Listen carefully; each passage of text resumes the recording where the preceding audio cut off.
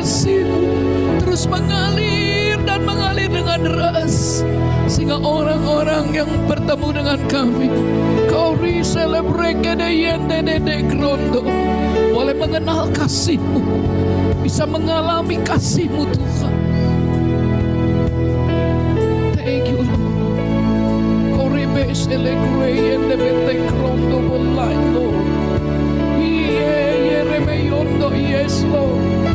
Oh my God, Lord, gini birendo bless Lord. Karena sungguh setiap kami semakin mengenal siapa Engkau, betapa Engkau mengasihi kami dan betapa Engkau mengasihi banyak orang yang belum mengenal kasih-Mu Tuhan. Kami berdoa lewat firman yang disampaikan, khususnya firman kebenaran tentang memberi. Roh Kudus membukakan kebenaran-Mu supaya kami betul-betul menjadi pelaku firman, dan kami betul-betul menjadi saluran kasih-Mu lewat kehidupan kami yang memberi dengan tepat, memberi di tempat yang tepat, memberi di waktu yang tepat. Mari Roh Kudus, Kau mengurapi hamba-Mu, Kau mengurapi kami semua, supaya kami bukan hanya menerima pengetahuan dan informasi, tapi oleh pekerjaan Roh dan firman, kebenaran demi kebenaran yang memerdekakan dilepaskan di tempat ini, sehingga setiap kami bukan menjadi orang yang hanya tahu, tapi kami menjadi pelaku firman. Kebenaran yang memerdekakan itu dilepaskan saat ini. Setiap tanah hati dijamah dan digemburkan oleh Roh Kudus. Mari lembutkan tanah hati kami semua, condongkan hati kami hanya tertuju kepada kebenaran-Mu, kepada perintah-perintah-Mu, dan bukan kepada diri kami sendiri. Berfirmanlah Bapa, di dalam nama Tuhan Yesus. Sama-sama kita katakan amin. Puji Tuhan. Silakan duduk. Sebelum duduk, tepuk tangan dulu. Terima kasih sama Tuhan, karena Dia akan memberikan yang terbaik bagi kita. Amin. Makanan, hidangan yang terlezat. Amin. Silakan duduk. Ya, sementara tadi waktu berdiri saya memang udah gak bisa berdoa ya, karena saya bisa merasakan kasih Tuhan. Bagaimana?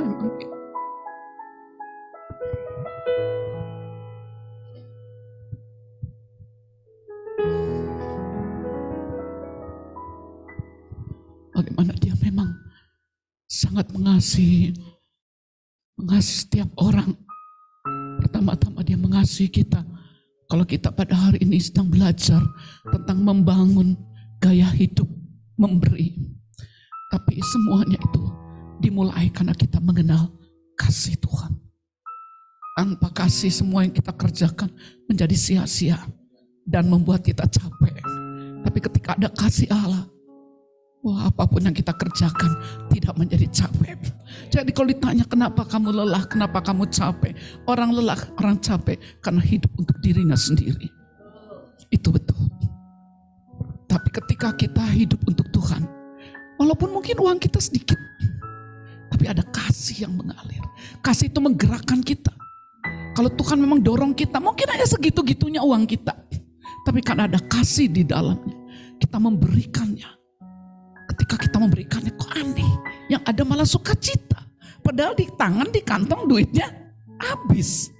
Tapi yang kejadian justru ada sukacita. Betul kan? Itu yang terjadi. Tapi sebaliknya, di saat kita punya banyak, tapi kita habiskan untuk diri kita sendiri. Kita hanya mikirin bagaimana kita punya ini baru, punya itu ini. Kok setelah dibeli kok sukacitanya sebentar, udah itu hilang. Ini rahasianya memang. Jadi dalam hal memberi, kita harus mengerti tentang kasih Tuhan. Jadi hal pertama yang saya ingin sampaikan tentang gaya hidup memberi. Yang pertama, setiap orang percaya yang sudah lahir baru, mulai dari awal dia terima Tuhan Yesus. Berarti termasuk kita dong, kita udah lama ya dalam Tuhannya, amin. Orang yang baru lahir baru pun, dari sejak dia lahir baru, dia sudah punya kemampuan untuk memberi hidupnya kepada Tuhan dan juga kepada sesama. Amin. Itu harus kita yakini. Mari kita lihat sama-sama. Apa dasarnya? Kenapa kita semua dikatakan punya kemampuan untuk memberikan hidup kita? Bukan hanya uang kita. Jadi kalau kita bicara gaya hidup memberi itu tidak hanya bicara tentang uang, tapi pertama-tama bicara tentang hidup kita. Ya, Yohanes 10 ayat 10b. Bisa ditayang di sini?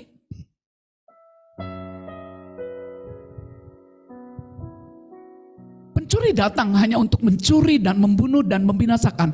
Aku datang. Amin. Yesus datang. Datang kemana? Ke dalam hidup kita. Sekarang dia tinggal di dalam kita. Kita punya dia. Dia menjadi milik kita. Aku datang. Yesus sekarang datang. Supaya mereka, supaya kita mempunyai hidup. Bukan hanya punya uang, tapi punya kehidupan dia, kehidupan yang ilahi, kehidupan yang punya kasih tanpa batas. Oh my God. Sadarkan umat, sadarkan kami semua. Sejak awal kami mengenal Engkau, kami telah menerima hidup yang berkelimpahan. Kehidupan-Mu ada di dalam kami. Praise God. Dan mempunyainya dalam segala kelimpahan. Kita sama-sama katakan yang mulai. Aku datang. 1, 2, 3. Aku datang supaya mereka mempunyai hidup dan mempunyainya dalam segala kelimpahan. Amin. Pegang baik-baik. Jadikan ini patokan berpikir kita. Bahwa sebenarnya kita semua punya kemampuan untuk memberi. Bukan hanya uang. Pertama, memberi hidup kita kepada Tuhan dan juga kepada sesama kita, kepada saudara-saudari seiman, juga termasuk orang-orang yang belum percaya kepada Tuhan. Dasarnya apa? Ayat ini mengatakan, aku datang memberi hidup yang berkelimpahan. Artinya kita semua punya kemampuan untuk memberi. Karena kita mempunyai kelimpahan apa? Kelimpahan kasih, kelimpahan kemurahan hati, amin. Kelimpahan kesabaran, kelimpahan kerendahan hati, kelimpahan belas kasihan. Kita punya kelimpahan dia. Artinya berarti kalau kita berlimpah, kita bisa dong memberikan kepada yang lain, betul enggak? Jadi semua kita, amin. Tidak ada satu orang pun di tempat ini, tidak satu orang pun yang sudah lahir baru, yang sudah percaya kepada dia, ditetapkan menjadi orang miskin. Amin. Itu pegang baik-baik. Saya tidak ditentukan, saya tidak ditetapkan Tuhan untuk menjadi orang miskin. Kenapa? Karena saya sudah memiliki dia. Dia hidup di dalam saya. Dia datang memberikan hidup, dan bukan hidup yang ecek-ecek, tapi hidup yang berkelimpahan. Berkelimpahan dengan kasih, kelimpahan dengan kemurahan hati, kelimpahan dengan kebaikan, kelimpahan dengan belas kasihan, kelimpahan dengan iman, kelimpahan dengan keteguhan hati, keberanian. Kita punya semuanya. Amin. Itu harus kita pegang baik-baik. Itu sebabnya kenapa saya tidak menjadi orang yang mudah sakit hati.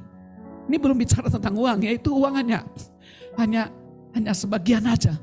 Tetapi sebenarnya ketika kita tahu kita punya kelimpahan, itu membuat saya sejak saya masih muda,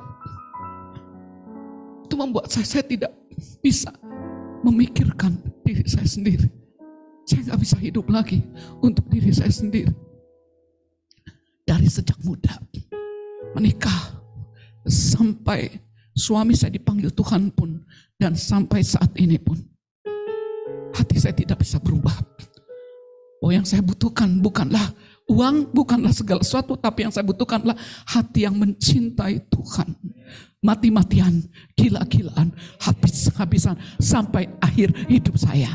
Dan kalau kita punya itu, udah deh, kita punya segalanya. Saya gak bisa gampang sakit hati karena gini, ketika ada orang misalnya memperlakukan saya tidak adil, ada orang yang tidak memperhatikan saya, ada orang yang mungkin secara secara fakta dia sedang nyakitin saya, kalau istilah Muslim zolimi kita, sedang ngezolimin gitu. Buat saya gini, kalau orang ngezolimin saya, kalau orang jahat sama saya, kalau orang berkata-kata kasar sama saya, berarti dia gak punya kasih. Dia gak punya kebaikan. Kalau dia gak punya kebaikan, ngapain saya harus mewek? Ngarep-ngarepin dari orang itu supaya orang itu mengasihi saya.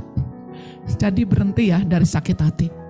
Kalau engkau saat ini mengalami ada perlakuan-perlakuan orang yang tidak enak kepadamu, engkau punya sesuatu Kita udah punya segalanya. Artinya kalau dia tidak mengasihi kita, dia nggak punya kasih. Kita punya kan? Ya kita lah yang mengasihi. Betul nggak?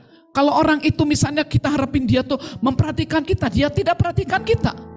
Berarti dia tidak punya kasih. Saya punya, ya kita lah yang perhatikan orang itu. Makanya dikatakan balas kejahatan dengan kebaikan. Amin. Kenapa? Karena kalau orang gak punya, so what gitu loh. Kenapa kita jadi pusing kalau orang memang tidak mengasihi kita? Ya sudah, kita yang ngasih. Makanya saya ngalami dalam hidup saya enteng. Saya tidak punya konflik dengan satu orang pun juga.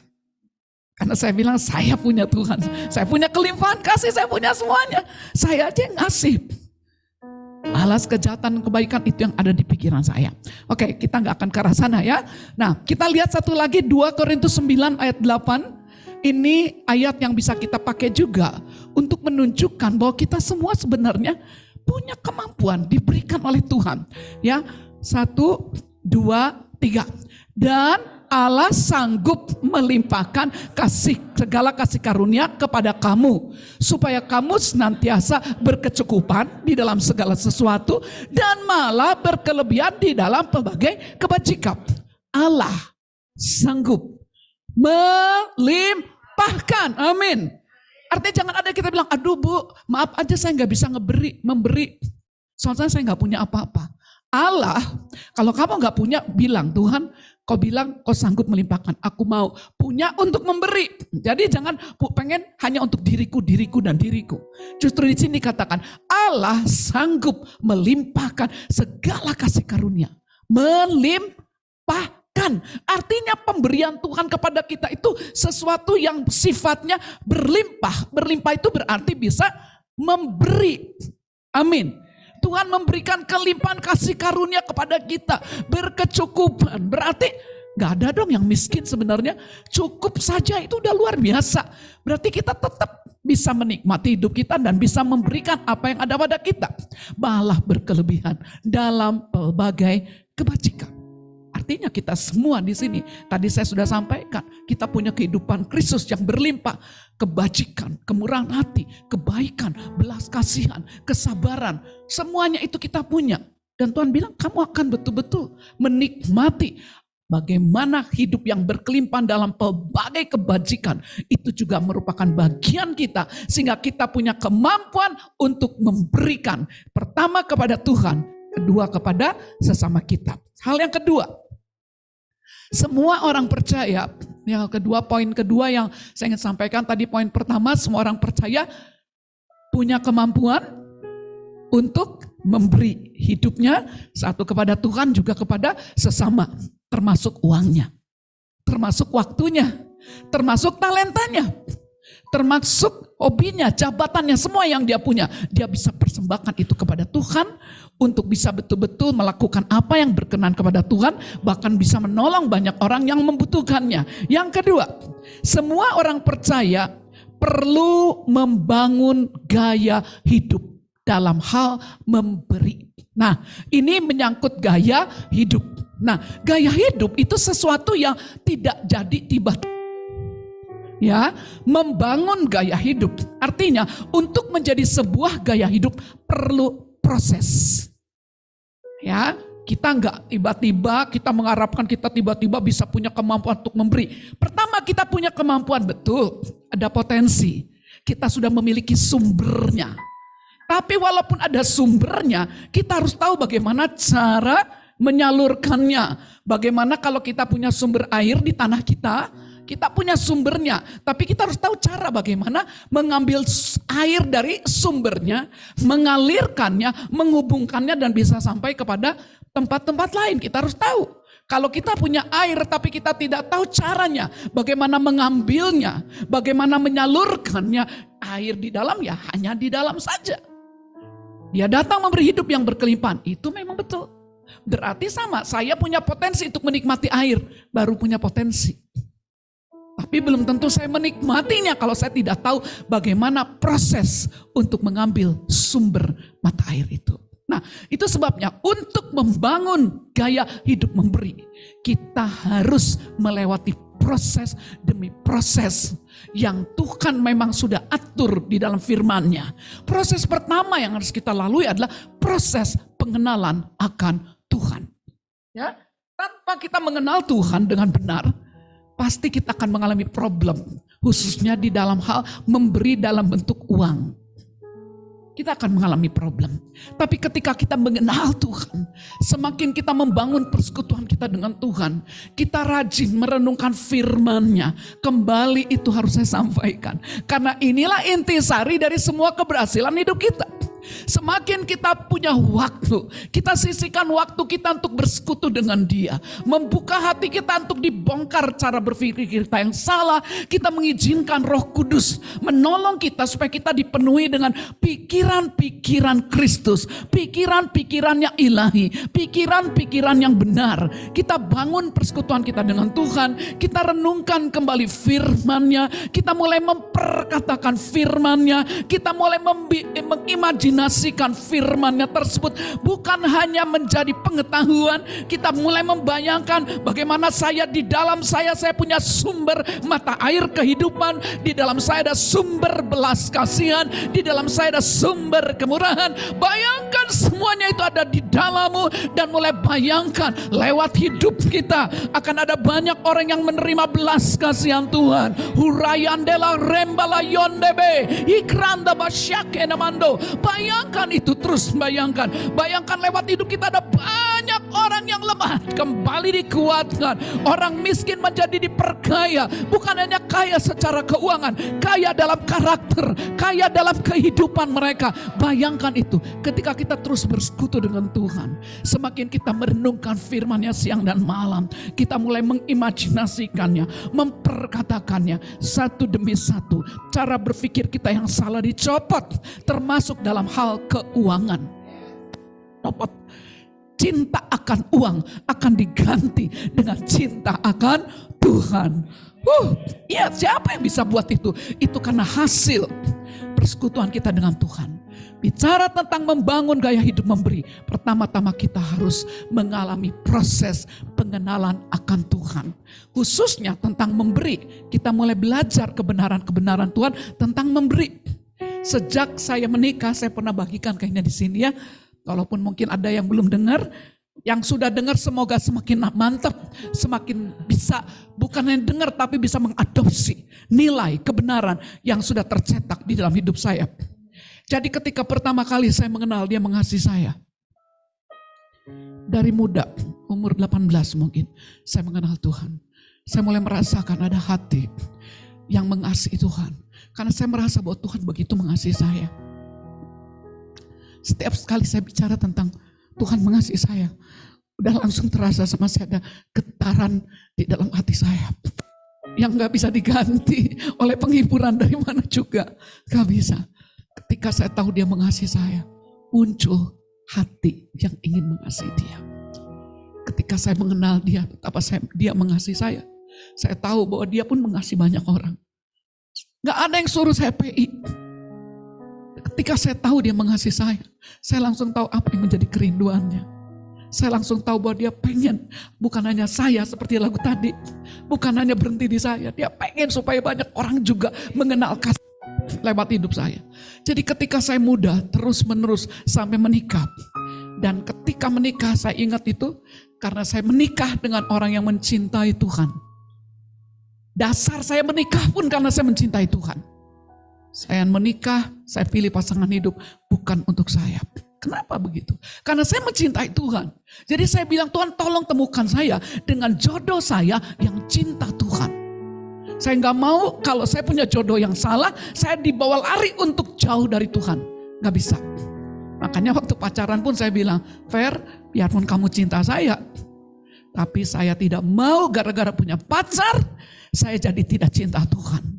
Lebih baik saya putus kalau saya punya pacar dan saya jadi jauh dari Tuhan. Radikal banget. Masih muda banget ngomongnya udah kayak gitu saudara. Itu karena persekutuan saya dengan Tuhan. Karena saya mengenal Dia mengasihi saya. Terus dan terus. Jadi ketika menikah pun, waktu pertama kali Dia bilang gini, Mah, Papa dapat dari Tuhan harus full time. Sarjana elektro, bisa cari duit banyak. Orang pinter, dia tuh bukan sarjana ece-ece saudara. Dia tuh orang pinter, di kelasnya tuh juara umum di sekolahnya. Pinter. Dan saya dengar bahkan dia pinternya bukan karena belajar. Memang pinter banget. Pinter banget. Orang pinter sarjana elektro dari ITB. Lalu dia ambil keputusan untuk full time. Dan full time-nya gak ada yang kasih gaji. Gila gak? Kalau bukan karena mengenal kasih Tuhan. Gak mungkin. Karena saya mengenal kasih Tuhan. Ketika suami saya bilang, ketika saya datang ke Tuhan, Tuhan panggil saya untuk saya full time. Tadinya dia sempat ngajar bimbingan tes. Masa sarjana elektro ngajar bimbingan tes ya? Tapi dia lakukan itu karena dia lebih memikirkan pelayanan. Dia tahu dia gak punya waktu untuk di kantor, jadi dia lebih banyak untuk bersekutu dengan Tuhan dan udahlah kerjanya yang gampang aja, bimbingan tes. Tapi ternyata Tuhan bilang bimbingan tes pun di stop. Jadi waktu dia bilang mau full time saudara, tidak ada satu gereja pun yang memberi kami persembahan. Karena waktu itu belum ada gereja. Kami baru bentuk persekutuan-persekutuan. Dan yang kami layani itu rata-rata SMP, SMA, mahasiswa. Dari mana duitnya? Belum ada yang jadi pengusaha. Belum ada gereja. Kami masih mahasiswa dan masih mahasiswi. Saya pun sudah jadi sarjana tapi kan gak kerja di kantor. Suami saya juga begitu. Dan masih banyak yang belum kerja di kantor. Gak ada modal dari manapun. Tapi kami sudah terlatih dari muda memberi hidup kami pertama-tama kepada Tuhan. Kami bilang sama Tuhan, Tuhan, apa yang menjadi rencanamu, itulah yang kami akan lakukan. Sekalipun tidak ada yang janji kasih gaji, tidak ada yang kasih sponsor. Tapi kalau itu perintahmu, karena kami mengasihi Engkau, kami akan mentaatinya Tuhan. Jadi waktu suami saya bilang begitu, saya enggak gini, Papa gimana sih? Nanti kita makan apa? Makan batu? Kamu tuh nikahin aku mau apa? Nanti rumah kita gimana? Nanti kalau kita punya anak bagaimana? Gitu lah. Gak kebayang lah saudara. Itu jauh banget dari kehidupan saya. Orang bilang, orang baru menikah banyak apanya? Banyak tengkar-tengkar ya, banyak bumbunya lah katanya marah-marahan. Saudara, saya tidak alami itu. Cinta kepada Tuhan membuat saya dan suami hampir-hampir tidak pernah bertengkar. Kenapa? Karena cintanya bukan pada diri sendiri. Cintanya kepada Tuhan, itu benar. Dan saya bersyukur Tuhan sudah bentuk kami. Jadi waktu dia bilang ini, itu dapat dari Tuhan. Oh gitu ya Pak? Oke, Mama setuju. Gak ada marah tuh. Mama setuju, Mama yakin itu yang Tuhan mau.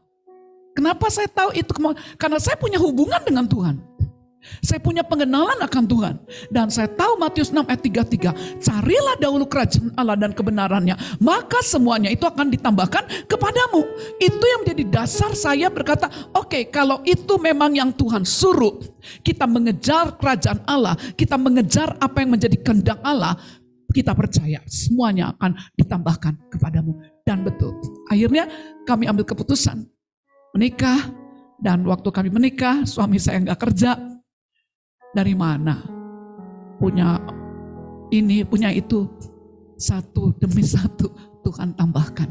Tapi yang luar biasa, hati kami itu karena cinta Tuhan, kok saya dengan dia kok makin cinta ya?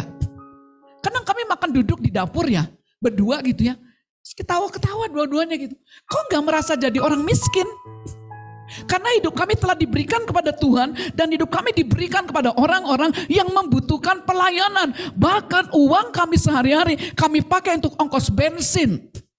Kami pakai untuk memberi makan jemaat-jemaat yang sedang berkekurangan. Kalau saya punya uang saya udah gak tega beli apapun. Karena saya mikir ini jemaat makan apa? Karena banyak jemaat yang saya layani itu menengah ke bawah. Jadi kalaupun saya punya uang selalu mikir, dikasih uang, butuh ini, mikir dulu Tuhan, aku punya duit sih. Tapi kan si ini makannya begini, si ini masih begitu, masih begini. Gak tega, jadi sering kali Uang yang saya punya itu bukan dipakai untuk diri sendiri. Hampir selalu diberikan kepada orang-orang yang kami layani yang memang membutuhkan pada saat itu. Ya, dan yang sungguh kami alami justru ketika hidup kami selalu taat kepada Tuhan. Karena kami mengenal kasih Tuhan dan punya kasih Tuhan. Tidak hitung-hitungan dengan Tuhan. Tuhan tidak hitung-hitungan dengan kami. Jadi luar biasa saudara. Itu buku catatan perkawinan kami itu dari buku kosong ditulis. Karena suami saya seorang yang punya sikap teratur ditulis. Oke, bulan Oktober. Bulan Oktober tahun 2022 ini pura-puranya ya, tulis 1. Apa yang kita butuhkan? Dia nggak nanya gitu. Berapa yang kita akan persembahkan? Bukan ditanya kebutuhan mama dulu. Kalau orang kan kebanyakan kan kebutuhan kita dulu, sisanya ngasih, bener nggak?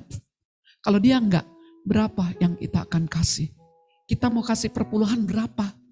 Ya tergantung. Saya bilang, kan zaman dulu pasti masih kecil-kecil uangnya. Saya bilang, oke kita kasih per bulan 1 juta yuk. Berarti persembahan yang masuk harus berapa? 10 juta dong. Ditulis dulu perpuluhan 1 juta. Terus persembahan kemana? Ke ini, ke sini, ke situ, ke sini. Nanti kita akan belajar ya. Bagaimana itu juga perlu tuntunan Roh Kudus. Banyak dikasih untuk sini, ke sini, kayak tulis. Baru kebutuhan kita pribadi. Ditulis, 10 juta.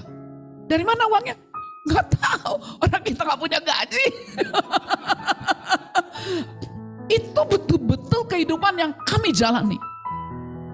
Saya belajar, dilatih oleh suami saya.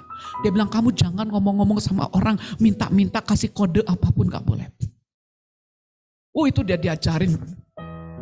Kalau kita melayani dia, kita hambanya dia, karena kita taat sama dia, dia yang kasih makan kita. Jangan minta tolong sama pengusaha, jangan minta tolong sama orang kaya. Pantang, kata suami saya.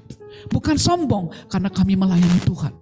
Jadi pengusaha justru yang mengejar, merasa terhormat kalau bisa kasih sama kami. Itu prinsip yang suami saya ajarkan. Kami tidak punya mental untuk minta-minta. Udah, jadi sekali lagi, untuk membangun gaya hidup. Singkat cerita, saya tidak miskin. Singkat cerita, berkelimpahan. Singkat cerita, tidak ngutang-ngutang. Singkat cerita, semuanya dipenuhi oleh Tuhan saja. Yes, itu kan yang saudara mau dengarkan. Kalau Ibu Rita begitu, terus gimana ujungnya? Saya nangkep ternyata ada pertanyaan itu. Ujungnya kemana? Ya ujungnya begitu saudara. Ya, anak hamil, anak pertama, saya periksa ke dokter. Saya ingat waktu itu sekali periksa 40.000. Karena dokternya dokter ahli spesialis. Udah tiba-tiba dia tanya, suami kerja di mana? Apa ya bilangnya? Waktu itu dia masih bimbingan tes. Emang kerja di mana? Emang kuliahnya dulu di mana? ITB. Jurusan apa? Kok dokter kok panjang banget nanyanya? Padahal yang saya tahu itu dokter yang sesingkat-singkatnya. So, dokter yang judes. Jadi kalau orang ngomong, ya udah. Semua orang tuh gitu. Jadi saya mikir dia bakal cepet-cepet. Ini dia malah nanya-nanya. Di ITB, jurusan apa? Elektro kok ngajar matematik? Katanya. Saya sambil senyum-senyum sambil bingung jawabnya apa gitu ya. Terus dia bilang gitu. Kok mau sih sarjana elektro ITB kok ngajar bimbingan tes? Akhirnya suami saya bilang, iya karena kami pelayanan. Oh evangelis. Kita juga mikir apa evangelis? Pendeta, bukan juga pendeta. Evangelis. Suami saya senyum aja. Saudara, pas saya mau pulang, gak boleh bayar. Pulang. Saya pikir hanya bulan itu aja dia bikin saya gratis. Bulan kedua sampai bulan ke-9 gratis terus. Semuanya itu akan ditambahkan kepadamu. Tapi itu terjadi ketika saya mengenal dia. Mempersembahkan hidup pada Tuhan. Mengambil keputusan yang tepat. Memberi hidup, memberi diri. Kalau hidup dan dirinya udah diberi uangnya apalagi. Udah pasti itu udah makanya gak terlalu dibicarakan. Karena hidup dulu yang paling utamanya. Benar gak? Saya lakukan itu. Dan yang luar biasa, anak saya kedua, anak saya ketiga, jaraknya anak ke satu tahun 87, anak kedua tahun 91, anak ketiga tahun 93. Saya pikir pasti si dokter lupa dong, kan gak ada dulu mah belum musim handphone. Gak lupa saudara, tiap datang pulang, mau bayar pulang, mau bayar pulang, sampai saya bilang, dok saya gak enak, kok digratisin gak enak katanya. Akhirnya saya udahlah, kalau gitu saya pulang. Dan waktu di rumah sakit, orang udah bilang, kalau dokternya ada, kamu tetap bisa gratis melahirkan. Tapi kalau dokternya nggak ada, kamu harus ditanganin orang lain dan bayar. Lalu orang bilang, doain supaya dokternya ada. Saya mikirnya dokternya nggak ada, kami udah terlatih. Tuhan yang kasih makan kami. Dan luar biasa, tiga anak saya, dokternya selalu ada. Dan yang luar biasa, waktu saya mau melahirkan, sempat dokternya sebentar lagi mau berangkat ke luar negeri. Tapi dia ada. Gratis. 9 bulan periksa ke dokter spesialis, gratis. Melahirkan 3 anak, gratis. Apakah kami minta-minta? Ya, tapi itu semua dibangun permulaan karena kami mengenal Tuhan, mengenal kasih Tuhan. Aku berdoa Tuhan saat ini, supaya seluruh jemaat yang mendengar firman-Mu, juga yang lewat Zoom, mereka semakin mengenal kasih-Mu. Sehingga mereka tidak hitung-hitungan dan kami tidak hitung-hitungan di dalam memberi hidup kami kepadamu Tuhan. Uang kami, kekayaan kami, jabatan, apapun yang ada pada kami itu semua milik-Mu. Biarlah semua kami betul-betul mengalami hati yang mengasihi Tuhan. Terus ditambahkan kepada kami. Terjadilah di dalam nama Tuhan Yesus.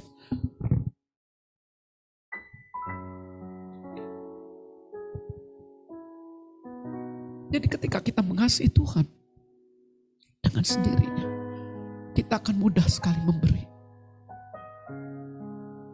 Tapi pastikan hubungan kita dengan Tuhan terus terjaga. Ketika kita terus terjaga, kita pasti bisa dengar apa yang menjadi keinginannya. Dan ketika kita dengar apa yang menjadi keinginannya, kita taat. Termasuk dalam hal memberi. Kadang-kadang Tuhan suruh sesuatu yang kelihatannya gak masuk di akal. Duit kita tinggal gitu-gitunya, tapi Tuhan bilang kasih. Ketika kita taat, kita melihat Tuhan mencukupkan. Tapi itu baru 1 kali kan. Terus latihan lagi, itu yang tadi saya bilang proses. Proses itu artinya 1 kali udah berhasil, gak cukup, jangan puas. Latihan lagi, belajar dengar lagi, terus belajar dengar lagi, belajar latih lagi. Akhirnya itu menjadi gaya hidup. Kita bisa melihat, dalam kondisi kelihatannya gak mungkin, kok terjadi. Saya tuh udah mengalami saudara. Bahkan suami meninggal pun, saya bisa itu di rumah tiba-tiba ada orang datang, cek, datang, ketok. Saya aja lupa siapa orangnya. Dia bilang, Kak, ini kami ada sesuatu apa ya? Tadi kami lagi lewat, tiba-tiba Tuhan suruh belok ke rumah kakak. Terus disuruh kasih, dia kasih amplop. Berapa ya, suami sudah meninggal tahun 2000-an yang udah lama. Sudah itu pulang aja saudara. Hanya ngasih amplop disuruh Tuhan. Pas dibuka, 7 juta rupiah uang ratusan ribu yang merah gitu. Karena itu dulu masih jarang-jarang kan. Anak saya bilang, hah? Ada uang merah-merah gini. Lihat, kasih. Orang kasih. Bukan jemaat di sinode saya. Jemaat dari tempat lain yang saya tidak pernah kontak. Luar biasa. Seperti tadi mirip banget itu. Tiba-tiba kasih ya untuk gereja kamu. Itu saya alami. Tiba-tiba masuk ke rekening 30 juta. Saya bilang ini dari mana ya, salah kirim. Orang salah kirim ya. Kan takut kan kalau kita nggak kenal. Saya tanya ke bank, banknya tidak kasih tahu siapa yang ngirim. Ya bingung, siapa sih? Salah pakai, takut nanti salah ngirim, dia pakai, nggak bisa gitu. Akhirnya saya cek, cari, tahu. Akhirnya saya tahu. Itu pun orangnya pakai suara. Jadi kalau telepon pakai suara gunung. Supaya nggak ketahuan siapa gitu. Saya tanya, ini siapa? Saya bilang, ini nomor yang saya pernah catat. Pernah katanya mau ngasih persembahan untuk Ibu Rita. Apakah ini yang memberi pada saya? Iya. Terus kata saya, Bapak maaf, betul Bapak kasih 30 juta? Betul. Betul, pokoknya suaranya saya nggak kenal. Bapak tinggal di mana ya? Di Gading Serpong. Gading Serpong. Namanya siapa? Pak Gunawan. Siapa Pak Gunawan di Gading Serpong? Saya nggak kenal gitu. Siapa ya? Pokoknya saya cari tahu. Akhirnya saya tahu ternyata itu teman saya. Teman pelayanan yang udah lama. Dia didorong Tuhan untuk transfer ke rekening saya. Dan tadinya nggak mau ngasih tahu. Itu baru sedikit-sedikit. Maksud saya mau tunjukin. Orang yang mempersembahkan seluruh hidupnya kepada Tuhan. Tuhan yang akan sediakan semuanya. Amin. Itu sebabnya jangan malu-malu dan jangan takut-takut untuk melakukan apa yang Tuhan perintahkan pada kita. Nah, yang ketiga, kita harus membangun gaya hidup memberi itu dengan sukacita, rela hati yang terbaik. Ya, jadi kalau memberikan kepada Tuhan itu, jangan gini, hitung-hitung dulu kira-kira, mendingan akan saya masih mau beli ini, mau beli itu, enggak. Justru yang paling utama pertama-tama datang kepada Tuhan, minta supaya Roh Kudus menuntun kita, menunjukkan kepada kita berapa yang harus kita kasih. Lalu kedua, siapa orang yang harus kita kasih, kemana kita harus memberi, kita harus tahu. Tetapi kita harus melakukan semuanya dengan penuh sukacita, kerelaan hati. Jangan, ya Tuhan kan aku tinggal segini, tapi kok disuruh ya. Terus ngasihnya terpaksa, gak ada gunanya. Bukan angkanya buat Tuhan, tapi sikap hati kita. Jadi membangun gaya hidup itu membutuhkan proses, latihan dan terus menerus sampai betul-betul menjadi gaya hidup. Gaya hidup yang seperti apa yang harus dibangun? Gaya hidup ketika kita memberi dengan penuh sukacita, tidak hitung-hitungan, dengan rela hati, memberi yang terbaik. Kalau kita lihat di Alkitab, mari kita lihat sebentar 2 Korintus 9 ayat 6 sampai 7.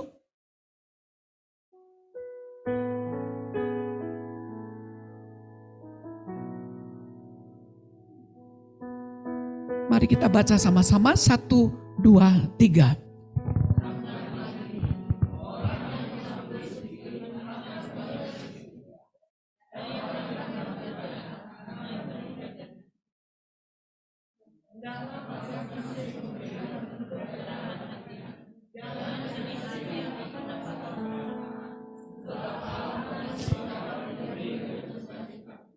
Amin. Hendaklah masing-masing memberi menurut kerelaan hati, jangan dengan sedih atau karena paksaan. Sebab Allah mengasihi orang-orang yang memberi dengan sukacita. Pastikan hati yang penuh dengan sukacita, hati yang penuh dengan kerelaan, hati yang penuh dengan kasih, itu yang tadi saya katakan kepada Tuhan, itu terus-menerus ada di dalam hati kita. Dan itu bisa terjadi sekali lagi karena hubungan kita dengan Tuhan itu gak bisa diganggu gugat. Semakin kita bangun hubungan kita dengan Tuhan, semakin mudah kita untuk memberi. Ya, dan saya mengalami itu berkali-kali. Saya punya ini dan itu karena sebenarnya di tangan saya ada uang. Tapi saya mikir, kayaknya yang ini butuh, yang ini ada butuh, yang ini ada butuh. Sampai akhirnya seringnya begini, karena saya pakai uang saya justru untuk bisa pakai untuk yang lain, justru akhirnya Tuhan kasih yang saya butuhkan itu dengan cara lain. Itu sebabnya saya bisa punya meja makan, punya ini dan itu. Sampai tempat tidur pun saya sampai gak tahu siapa yang ngasih. Sampai saat ini saya ada tempat tidur saya gak tahu siapa yang ngasih itu. Tiba-tiba aja ada tukang datang ke rumah. Pakai mobil kan. Ini mobil, ini tempat tidur yang kemarin dibeli oleh Pak Ferry Sihombing. Hah? Ferry Sihombing? Saya tanya, Bapak, emang Bapak beli tempat tidur? Enggak. Mang, salah alamat. Bukan ini. Bukan memang namanya Ferry Sihombing, tapi bukan Bapak itu kemarin nggak beli. Beli kok, Bu. Suami istri katanya. Suami suami istri, saya aja nggak beli kok, saya tahu kan. Terus saya bilang, enggak beli. Ada nggak nomor telepon si tokonya? Ada. Saya tanya, Ci, kok gitu, saya lupa Cici apa kok lupa ya. Ini siapa ya? Saya nggak beli. Ferry Siombing kok, katanya namanya Ferry Siombing. Saya mikir, alamatnya di jalan A, nomor A, benar. Udah Bu, udah dibayar kok. Terus gimana? Udah ambil aja Bu. Ya tapi saya nggak beli. Ya orangnya bilang itu Ferry Siombing. Sampai sekarang saya nggak tahu siapa. Saya nggak tahu. Begitu cara Tuhan. Saya nggak bisa ceritain satu persatu, entah panjang banget ya. Tapi intinya saudara bisa lihatlah. Ketika kita memberi dengan sukacita, memberi hidup kita pertama-tama dengan kerelaan, tanpa ngedumel, tanpa takut, percaya penuh Dia menyediakan semuanya. Dan memang betul Dia tambahkan semuanya. Dia memberikan semuanya. Apa penting yang saya ingin sampaikan hari ini, betapa pentingnya kita tahu mana roti, mana benih. Kalau benih untuk ditabur, kalau roti untuk dimakan. Nah, seringkali umat Tuhan itu salah kaprahnya di situ. Dia pikir pokoknya barang siapa menabur banyak, dia akan menuai banyak. Oh, serakah itu. Buang mentalitas serakah dari kita. Bukan karena kau nabur banyak, naburnya di mana? Ya enggak, kalau misalnya tanahnya banyak batu-batu, nabur banyak, enggak akan jadi apa-apa. Betul enggak? Kita harus tahu ini tanahnya tepat enggak untuk ditabur. Terus naburnya misalnya nabur, kan ada pohon-pohonan tuh, mana Pak Tani ya yang, ya Pak Gultom ya. Kan suka tahu ya, ini kapan waktunya untuk ditabur, kan enggak boleh sembarangan nabur kan Bu. Biarpun punya benih kan, kita harus tahu ini waktunya nabur enggak, benar enggak? Itu juga kita harus tahu. Pertama kita harus tahu tanahnya yang tepat, kita harus tahu kapan naburnya. Itu kita harus punya mentalitas seorang petani. Kalau dia dapat duit yang dia pikirin, jangan beli ini, enggak. Dia pikirin berapa uang yang bisa dipakai untuk beli benih. Betul enggak Bu? Jadi yang dia pikirin berapa bisa untuk benih, karena dia tahu kalau beli benih, lalu dia tabur, dia akan punya berlipat-lipat.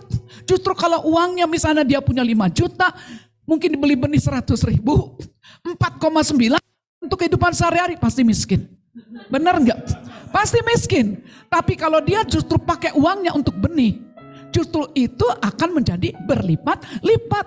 Roti kalau kita makan semua kan hanya buang ke jamban. Kan gak jadi apa-apa. Tapi jangan salah kaprah, roti jangan ditabur. Nah anak Tuhan kadang mikir gini, wah mau kelihatannya keren ya. Punya duit itu padahal uang sekolah yang Tuhan memang minta orang tuanya simpen sebagai roti. Roti itu sesuatu yang memang dibutuhkan untuk hidup kita sehari-hari. Jadi jangan uang sekolah anak dijadiin persembahan. Gak bisa. Gak boleh. Itu roti. Ya. Jadi nah ini ubah konsep pikir kita. Kita pikir kalau punya hati yang bagus tuh berarti wah uang sekolah anak juga dipakai untuk persembahan. Salah. Tapi kadang ada. Di saat itu kita sisihkan memang untuk uang sekolah anak. Tapi ketika kita berhadapan dengan situasi di mana orang itu butuh betul-betul bisa Tuhan bicara. Berarti kalau Tuhan bicara, berarti sekarang itu bukan jadi roti, dia jadi benih untuk ditabur. Ada, tapi jarang. Itu sebabnya suami saya membuat buku keuangan dengan baik. Dia sudah atur dalam setiap bulan. Ini untuk bensin, ini untuk cicilan mobil, ini uang sekolah, ini untuk ini, untuk ini, untuk ini. Semuanya. Ini untuk persembahan, ini untuk persepuluhan. Persembahannya juga dia pikirin mana tempat yang tepat, tanah yang subur. Kalau ada agenda Tuhan yang Tuhan taruh kepadamu lewat pemimpinmu, ke situ kamu tabur. Ya, jangan naburnya ke tempat-tempat lain yang gak jelas.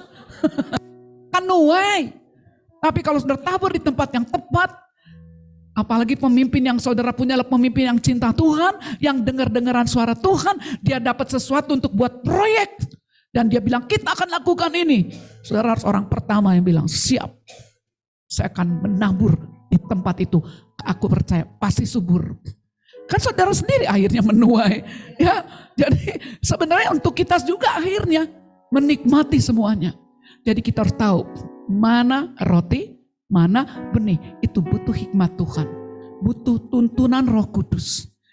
Butuh hati yang mau taat. Kita harus tahu. Sehingga kita ngerti, oh iya, ini memang kadang-kadang lebih banyak orang gini.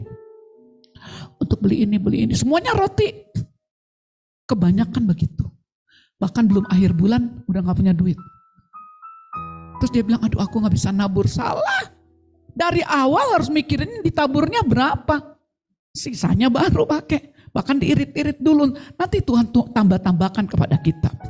Ya, itu yang saya lakukan dalam hidup sehari-hari. Bagaimana saya bergantung kepada Roh Kudus, meminta tuntunan Roh Kudus sehingga saya tahu mana yang harus dijadikan investasi.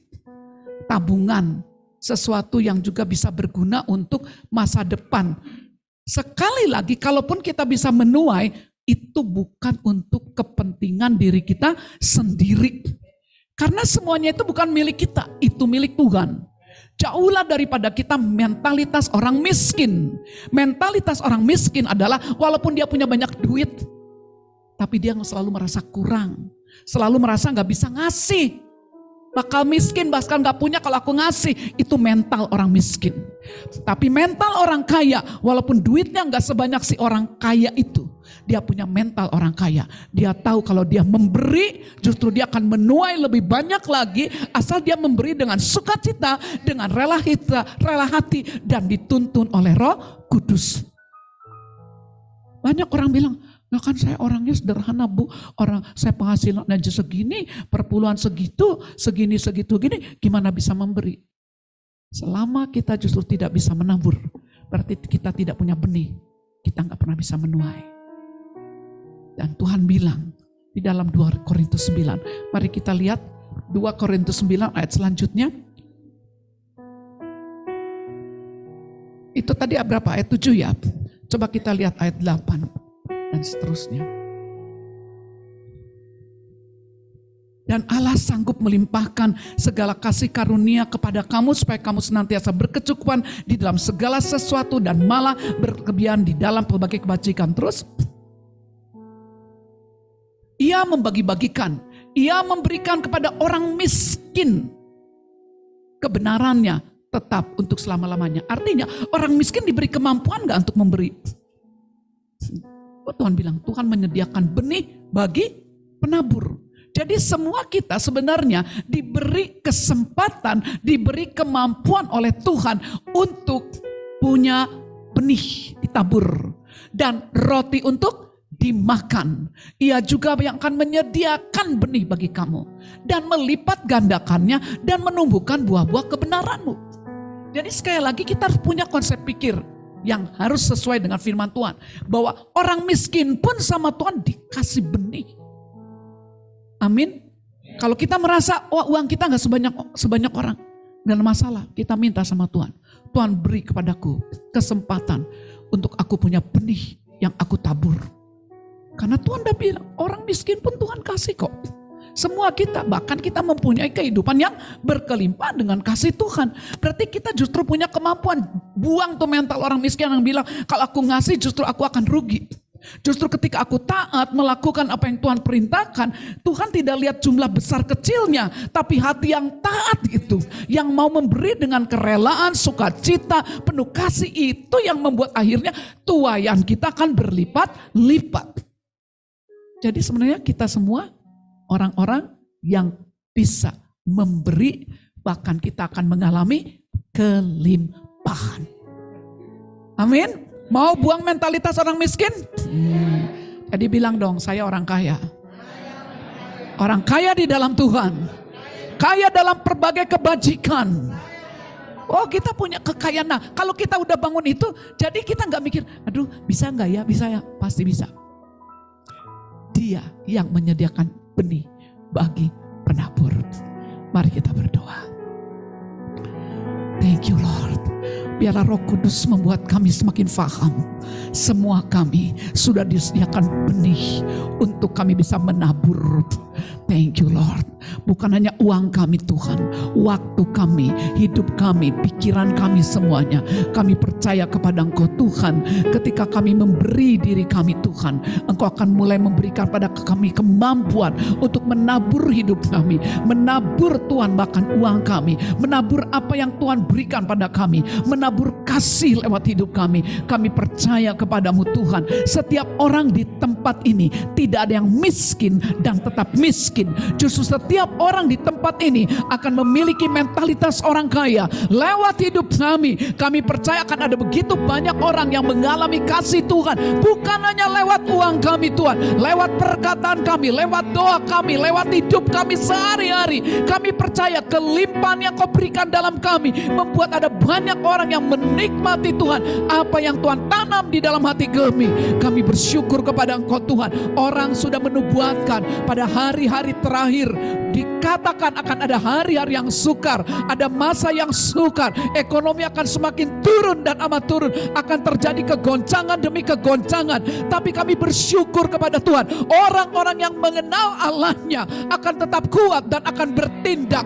Kami percaya justru pada masa kelaparan seperti Ishak Tuhan, di masa kelaparan dia menabur ketaatan, dia taat mendengar arahan-Mu sehingga dia biasa menuai 100 kali lipat. Kami percaya ini yang akan Kau lakukan. Sekalipun segala sesuatu akan bergoncang, ekonomi akan bergoncang, tapi itu untuk menunjukkan ada orang-orang yang tidak tergoncangkan justru lewat hidup kami yang tidak tergoncangkan. Karena kami mendengar dan taat, kami mendengar dan taat, segala kelimpahan demi kelimpahan yang ada di dalam kami akan mulai keluar terus dan mengalir dan mengalir dan mengalir. Lewat kegoncangan yang ada, orang-orang akan datang ke rumah Tuhan. Pada hari-hari terakhir, gunung rumah Tuhan akan berdiri tegak, menjulang tinggi, mengatasi gunung-gunung lainnya.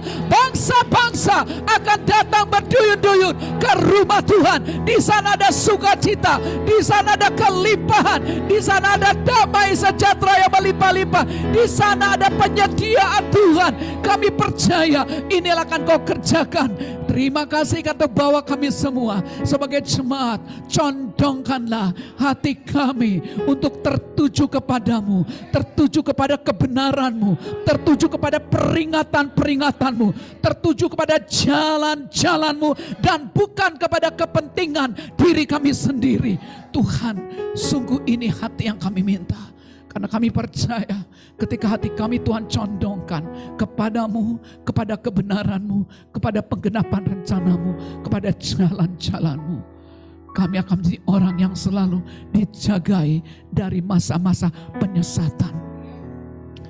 Berbahagialah orang yang lapar dan haus akan kebenaran, mereka akan dipuaskan.